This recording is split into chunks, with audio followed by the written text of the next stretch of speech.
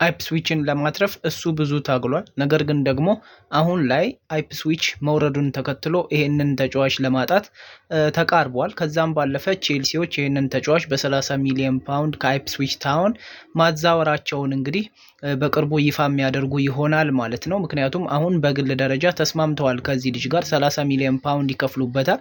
ማንቸስተር ሲቲ ባይባክ ክሎዙን አልተጠቀመበትም። ነገር ግን ቢፈልገው ኖሮ ባይባክ ክሎዝ መጠቀም ይችል ነበር፣ ወይም ይሄ መልሶ የመግዛት አማራጩን መጠቀም ይችል ነበር። ነገር ግን ደግሞ ሴሎን ክሎዝ ያገኛል ከዚህ ልጅ ወደ 30% ያህሉን የዝውውር ገንዘብ የሚያገኘው ማንቸስተር ሲቲ ነው። ሌሎች እሱን የሚፈልጉ 5 ያህል ክለቦች ነበሩ ነው የተባለው። እንደነ ኖቲንግሃም፣ እንደነ ማንቸስተር ዩናይትድ፣ እንደነ ኒውካስል ያሉ ክለቦች ይህንን ተጫዋች ማስፈረም ይፈልጉ ነበር። ነገር ግን እሱ ኖ ነው ያለው።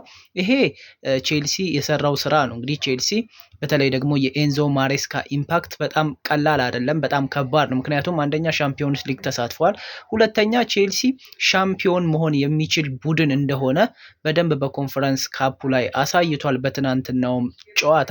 እንግዲህ ይሄ ልጅ በቀጣይ ከኒኮላ ጃክሰን ጋር የሚፎካከርበት እድል እጅግ በጣም ሰፊ ነው የሚሆነው። ቼልሲ ከዚህ በፊትም ለቤንጃሚን ሼሽኮ እና ለቪክተር ዮኬሬሽ ሊሄድ ይችላል ቢባልም ግን ደግሞ ሊያን ዴላፕ ላይ አይኑን አሳርፎ ከዚህ ልጅ ጋር እንደተስማማም ጭምር፣ ልጁም ደግሞ ምርጫውን የበለጠ አሁን እንዳወቀና እንደመረጠውም ጭምር ነው የተነገረው። ለማንኛውም በዚህ ዝውውር ላይ የእናንተን ሀሳብ ኮሜንት ሴክሽን ላይ ማስፈር ትችላላችሁ።